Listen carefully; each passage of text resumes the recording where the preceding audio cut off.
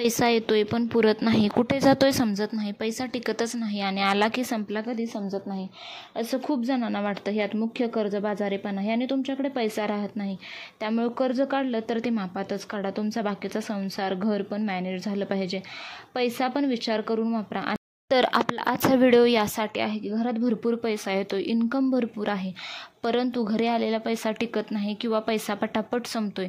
तर त्यासाठी video skip न करता पूर्णपणे पहा. भरपूर जणांची अशी समस्या असते की घरातला पैसा अजिबात पुरत नाही. तर त्यासाठी काय करायचं आहे, तर तुमचा पगार झालेला आहे किंवा तुमचा जो डेली इन्कम येतोय तो घरी आल्यानंतर किंवा पगार झालेल्या दिवशी तो कोणाला 1 रुपया द्यायचा नाही. त्या दिवशी पूर्ण 1 दिवस तो पैसा तुमच्या घरात राहिला पाहिजे. तो पगार झालेला आहे किंवा जो तुमचं उत्पन्न येतंय ते येता येता रस्त्यालाच आपण उसनवारी देत किंवा कोणाचे काढलेले पैसे आहेत तर ते वाटत यायचे नाही. ते रात्रभर आपल्या घरात आपली लक्ष्मी आपल्याजवळच पाहिजे, आल्या आल्या कोणाला वाटायची नाही. ते पैसे देवाजवळ ठेवा, त्याला हळदी कुंकू लावा, त्याच्यावरती विष्णू गायत्री मंत्र, लक्ष्मी गायत्री मंत्र, नवार्ण मंत्र, कुबेर मंत्र, स्त्री सूक्त, पुरुष सूक्त ह्या सेवा करायच्याच आहेत. तसेच त्यामुळे 1 दिवस तुमची लक्ष्मी घरात ठेवा, सेवा करा आणि मग नंतर वापरा. लक्ष्मी कायम स्थिर राहावी यासाठी नक्की सेवा करून पहा. तसेच या सर्व सेवांबरोबर तुम्हाला आवर्जून 16 वेळा श्रीसूक्तम ही सेवासुद्धा करायची आहे न विसरता. या सेवा तुम्हाला करायच्याच आहेत. या सेवांबरोबर तुम्हाला प्रॉपर मॅनेजमेंट पण करायला आलं पाहिजे, नाहीतर लाखानं जरी घरी पगार आला तरी तो पुरणार नाही. तसेच पगार आला की गुगल पे करत सुटू नका.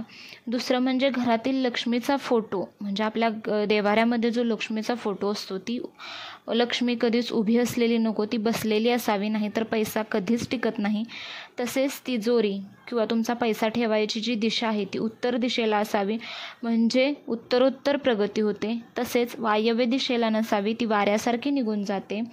पुढचं म्हणजे तुमच्या दररोजच्या इन्कममधून देवाला किंवा देवाच्या समोर 10 रुपये तरी तुम्हाला ठेवायचे आहेत, पण आवर्जून ते ठेवा.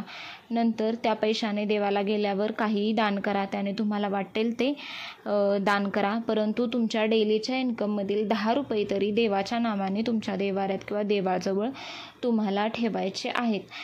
या सगळ्यातून तुमच्या एवढं तर लक्षात आलं असेल की आपल्याजवळ आपला पैसा टिकवण्यासाठी तुम्हाला कष्ट पण हवं आहे, प्रॉपर मॅनेजमेंट हवे आहे. आता लोकांना कर्जाची गरज भासतेच, कारण आहे त्या पैशात लोकांचं भागत नाही आहे, परंतु कर्ज काढताना विचार करून काढा. जेवढी गरज आहे तेवढंच काढा आणि पगार झाल्यानंतर तो 1 दिवस तरी तुमच्याजवळ राहायला पाहिजे. पगार झालेल्या दिवशी ती लक्ष्मी आपल्यापासून दुसऱ्याकडे गेली नाही पाहिजे, हे लक्षात ठेवा. आणि फक्त एवढ्या जरी तुम्ही सेवा केल्या तरी त्याच्या परिणाम खूप मोठ्या प्रमाणात होतो. तसेच आपल्या रोजच्या इन्कममधला थोडा तरी खारीचा वाटा देवासाठी ठेवा आणि लक्ष्मी म्हणजेच तुमचा पगार झाल्यानंतर लक्ष्मीला घरापर्यंत घेऊन या, वाटत येऊ नका. आणि असे करून पहा, तुम्हाला नक्की अनुभव कसा येतोय ते आणि नक्की मला कमेंट करून सांगा. तसेच व्हिडिओ आवडला तर please like, share and subscribe करा. श्री स्वामी समर्थ.